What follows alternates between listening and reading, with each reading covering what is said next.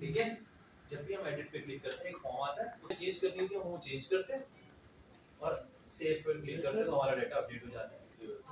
उसमें क्लिक होता है तो यहाँ एक फॉर्म आ रहा है, आपके सामने एक फॉर्म आ रहा है ना। इस फॉर्म में कुछ लिखा है? कुछ भी नहीं लिखा, खाली। मैं चाहता हूँ जब भी सी रिकॉर्ड पीएचपी में आने वाला ये फॉर्म है, फॉर्म सिर्फ फॉर्म जहाँ स्टार्ट हो रहा है, फॉर्म जहाँ एंड हो रहा है, इसको कर लो फॉर्म।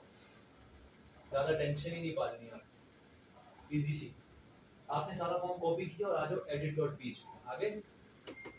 edit.php में यहाँ पर आपको ये फॉर्म कार्ड मिल रहा है। इस फॉर्म कार्ड के पूरे डिव को पहले चेक करो, डिव है कहाँ तक, यहाँ तक है। ये देख लो मेन से पहले मेन से पहले इस पूरे डिव को यहाँ से हम सेलेक्ट करेंगे और यहाँ तक आके रिमूव कर देंगे। और वो जो फॉर्म मैंने कॉपी किया उस फॉर्म को यहाँ पेस्ट कर दूंगा, उस फॉर्म को यहाँ पे पेस्ट कर दिया। अब सुनना है यहाँ पे कहानी। डिलीट पे भी हम ऐसे ही कुछ नहीं कर रहे कि जब भी डिलीट के बटन पे क्लिक हो अगले फॉर्म में उसका डाटा पहले से फिल हुआ आ जाएगा, ऐसे कुछ कर रहे थे ना डिलीट में। कॉपी पेस्ट करेंगे, डिलीट पे आएंगे, डिलीट पे ये डाटा फेच करवाने की ये लॉजिक लिखी थी, इसको यहाँ से कॉपी करो, यहाँ पे आओ और इस फॉर्म से पहले पहले लाके पेस्ट करो। Exactly same to same copy paste. लेकिन उसके बाद सेम है। लेकिन अब मसला पता है क्या है? मसला ये है कि जब मैं यहाँ पर आता हूँ और मैं किसी भी एम्प्लॉय किसी भी स्टूडेंट के सामने इस एडिट पे क्लिक करता हूँ तो यूआरएल पे इसकी आईडी पास नहीं हो रही। डिलीट पे तो हमने ये लॉजिक लगाई थी कि जब डिलीट पे क्लिक हो उसकी आईडी यूआरएल हो जाए, फिर यूआरएल वाली आईडी को देखते हुए हम उसका डाटा फेच करवा दें। तो एडिट में भी ऐसे ही होगा। तो भाई सिंपल है, आप आ जाओ यहाँ पर, आप इंडेक्स पर, और इंडेक्स पे डिलीट के साथ जो आपने पूरी लाइन लिखी थी इसी कंप्लीट लाइन को कॉपी करके एडिट के साथ भी वापस आ जाओ, यहाँ पे बैक आओ, रिफ्रेश करो। अब लेट्स सपोज मेरे पास अदनान का रिकॉर्ड है, अदनान के रिकॉर्ड के सामने एडिट पे क्लिक करता हूँ तो अदनान की आईडी यूआरएल में आ रही। अब यूआरएल पे जो आईडी अदनान की आ रही है उसको देखते हुए यहाँ पर अदनान का डाटा पहले से फिल हुआ आ जाना आना चाहिए ना। कैसे आएगा? उसके लिए हमने यहाँ पे अपने delete.php में क्या यूज किया था? हाँ यहाँ पे ये वैल्यू, इस वैल्यू को यहाँ से आप करेंगे कॉपी और कहाँ आ जाएंगे? एडिट में। यहाँ पे आपकी पहली फील्ड आ रही है इनपुट की, इसके अंदर आके आप यहाँ पे सबसे पहले पेस्ट करेंगे और यहाँ पे नेम है तो यहाँ पे क्या लिखूंगा? स्टूडेंट का नाम। इसी तरीके से एज में भी पेस्ट करेंगे, यहाँ पे क्या लिखेंगे? स्टूडेंट की एज। इसी तरीके से एड्रेस में भी लिखेंगे, वहाँ क्या लिख देंगे? स्टूडेंट का एड्रेस। और लास्ट में हमारे पास क्या है? सिटी है तो सिटी में भी लिखिए, यहाँ पे हम क्या पेस्ट कर देंगे? Student city. और नीचे जो बटन आ रहा है सेव रिकॉर्ड का, सेव की जगह मैं लिख दूंगा अपडेट रिकॉर्ड। क्या लिख दूंगा? और नाम भी चेंज करके क्या कर दूंगा? Update button, update underscore BTM. क्या एडिट कर दें आपकी मर्जी, ठीक है। अब आते हैं वापस। अब देखना है यहाँ पे रिफ्रेश करता हूँ, मोहम्मद अदनान का रिकॉर्ड है। मैंने यहाँ कॉपी पेस्ट की है, मैंने खुद कुछ नहीं लिखा है, पहले से बता सिवाय ये वैल्यू है वो भी मैंने कॉपी पेस्ट की, मैंने डिलीट किया, ये ऑटोमेटिकली हो गया। यहाँ तक ये फॉर्म भी मैंने ऐड वाला यूज किया, मैंने एडिट के लिए अलग से फॉर्म भी नहीं बनाया। ऐसा ही है ना? बिल्कुल। अब कहानी थोड़ी ये है कि अब मैं इसमें लेट्स सपोज मोहम्मद अदनान का नाम है, मैं इसको मोहम्मद हटाता हूँ, सिर्फ अदनान रख देता हूँ। इसी तरीके से इसकी एज हम अपडेट करके कर लेते हैं 27। इसकी जो हमारे पास एड्रेस है वो हम चेंज करके कर लेते हैं सदर। क्या कर लेते हैं? सदर। सिटी हम इसकी चेंज करके कर लेते हैं कराची कर, सिटी वही रहने देते हैं। कुछ चीज़ अपडेट होगी, कुछ नहीं होगी, ठीक है। और इस अपडेट रिकॉर्ड के बटन पे जब क्लिक हो तो डाटा अपडेट हो जाए, हम उसके लिए काम करना है। अब उसके लिए हमें करना है सारी इनपुट फील्ड्स पहले से सही है। पहले बता दूं सारी इनपुट फील्ड में पहले से नेम दिए हुए और ये देना जरूरी है एडिट में, सही है। और बताया था कि जब भी आप डाटा डिलीट करते थे तो एक हिडन फील्ड बनाते थे, उस हिडन फील्ड में आप आईडी सेव करवाते थे और उसी आईडी की बेसिस पे डाटा डिलीट होता था। यहाँ पे भी सेम है, एक हिडन फील्ड बनेगी आईडी की और उसी आईडी की बेसिस पे आप डाटा अपडेट करोगे। सेम मैं भी नहीं लिख रहा, वापस डिलीट पे आऊंगा, यहाँ से ये हिडन फील्ड कॉपी करूंगा और कहाँ जाऊंगा? एडिट पे, और फॉर्म के अंदर अंदर यहाँ पे टॉप पे पेस्ट कर दूंगा। लेकिन इसका नाम चेंज करके डिलीट की जगह क्या कर देंगे? Update underscore ID. क्या कर देंगे? Update underscore ID. अब सिंपली आ जाओ अपने code.php पे, क्योंकि अगर आप देखो अपने edit.php तो फॉर्म पे एक्शन कौन सा लगा हुआ है? code.php। हम आ जाते हैं कहाँ पे? code.php, ठीक है। अब कहानी जरा थोड़ी सी समझना। ये जो पूरा मेथड आपके पास लिखा हुआ है डिलीट का, इसी को कॉपी करके एक दफा दोबारा पेस्ट करो। बटन का नाम क्या रखा था? Update underscore BTN. उस पर जब क्लिक हो तो ये चल जाए। आईडी कहाँ सेव करवाना? Update ID. मैं यहाँ पे आता हूँ, इसका नाम क्या रखेंगे? Update underscore ID. तो वो जो भी आईडी होगी वो आईडी कहाँ चली जाएगी? डॉलर अंडरस्कोर आईडी में। लेकिन अब यहाँ पे एडिट में कहानी कुछ ये है कि वो जो इनपुट फील्ड्स हैं, नाम हो गया, एज हो गई, सिटी हो गई, एड्रेस हो गया, हो सकता है कोई बंदा उसमें चेंजेस कर ले। तो जो उसने चेंजेस की होंगी उन नई चेंजेस को भी तो हमने डेटाबेस में सेव करवाना है। करवाना है नहीं करवाना? Insert into it. तो अभी हम यहाँ पे वेरिएबल्स बनाएंगे, नेम, एज, सिटी और एड्रेस का, और फॉर्म के जो नेम्स हैं उनको वहाँ सेव करवा देंगे। कैसे? मैं वो भी नहीं बनाता, ये लिखे हैं Yes. add.php। मैंने एडिट में कोई काम ही नहीं किया, सब कॉपी पेस्ट किया। इसी को कॉपी करूंगा यहाँ पे एडिट में लाके इस आईडी के बाद पेस्ट करूंगा। अब जो भी अपडेटेड नाम होगा फॉर्म में से, जो भी अपडेटेड नाम आएगा वो किसके पास आ जाएगा? नेम। अपडेटेड एज आएगी, एज के पास आ जाएगी। अपडेटेड एड्रेस आएगा, एड्रेस के पास आ जाएगा। अपडेटेड सिटी आएगा, सिटी के पास आ जाएगा। फिर हमने उस रिकॉर्ड को क्या करना है? अपडेट करना है। तो क्वेरी हम यहाँ पे चेंज करेंगे और क्वेरी क्या बनेगी? क्वेरी बनेगी अपडेट टीबीएल स्टूडेंट्स। क्या करना है हमने? अपडेट करना है किसको? टीबीएल स्टूडेंट्स को। उसमें हमने क्या अपडेट करना है? हमने वहां पे सेट करना है। क्या सेट करना है? स्टूडेंट का जो नाम है उसको हमने क्या रख लेना है? वो हमने रख लेना है डॉलर नेम, क्योंकि वो डॉलर नेम में वैल्यू आएगी फॉर्म से। इसी तरीके से जो स्टूडेंट की एज है उसमें हम क्या रख लेंगे? Dollar age. इसी तरीके से जो हमारे पास स्टूडेंट का एड्रेस है उसमें हम क्या सेव करवाएंगे? Dollar address.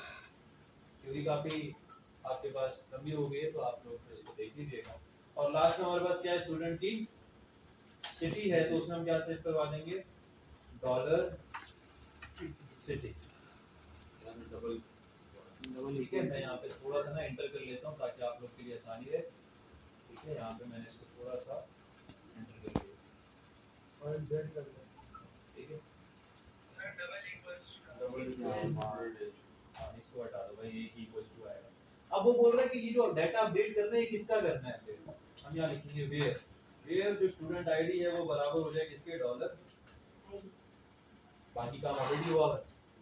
एप्लीकेशन में स्टार्ट करते हैं, यहाँ आते हैं, रिफ्रेश करते हैं। लेट्स सपोज ये मोहम्मद अदनान का रिकॉर्ड है, इसे एडिट करते हैं, अदनान खान कर देते हैं, एज 27 कर देते हैं, एड्रेस मैं चेंज करके सदर कर देता हूँ, सिटी लाहौर ही रहने देते, सिटी लाहौर ही रहने देते।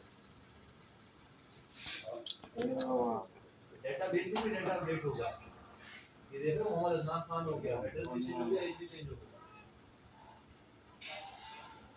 हेड के टैग से बिल्कुल पहले पहले आपने ये लिंक ऐड कर दिया ऐड। ये ऐड करने के बाद कुछ जावास्क्रिप्ट भी है। ये दो लिंक्स जो आपके स्क्रिप्ट के हैं, जिसमें एक jQuery है क्योंकि वो भी रिक्वायर्ड है, और एक टोस्टर की खुद की जावास्क्रिप्ट है। ये दोनों सीडीएस के लिंक आपने यहाँ से कॉपी करने हैं और इसी इंडेक्स की फाइल में बॉडी से पहले पहले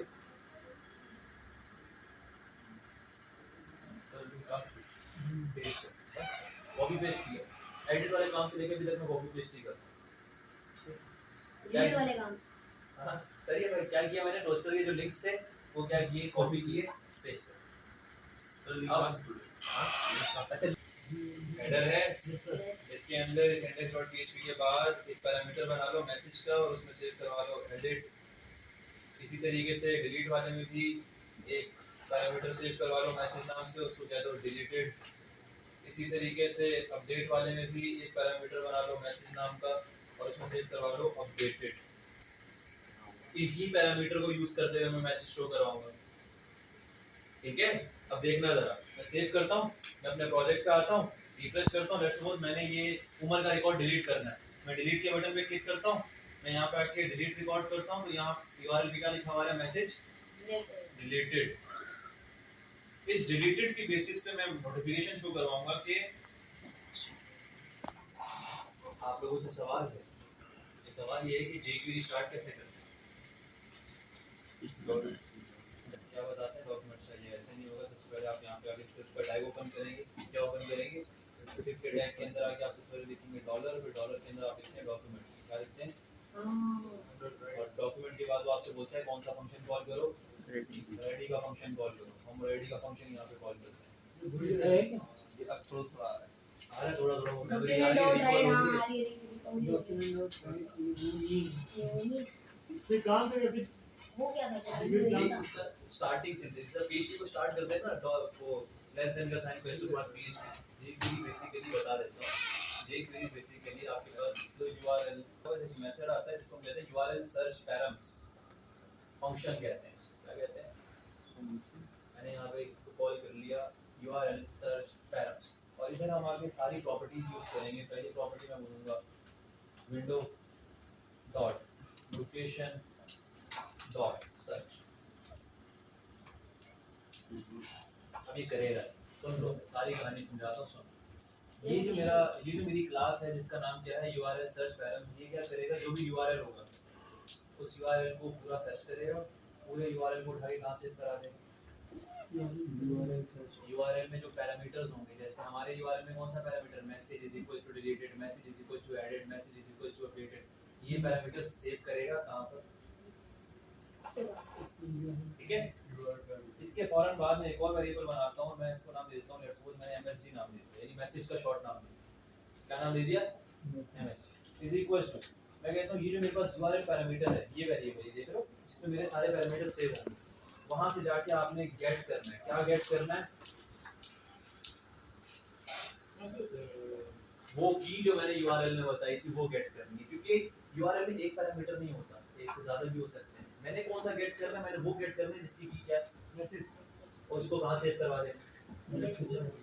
और अब मैं यहाँ पे लगाऊंगा एक कंडीशन और बोलूंगा अगर तो ये एमएसजी के अंदर जो वैल्यू आती है अगर वो आ जाती है एडिट, तो उस सूरत में आपने टोस्टर का जो नोटिफिकेशन दिखाना है वो है टोस्टर डॉट सक्सेस, और उसके अंदर हम मैसेज शो करवाएंगे रिकॉर्ड, या फिर मैसेज शो करवाएंगे स्टूडेंट एडिट सक्सेस,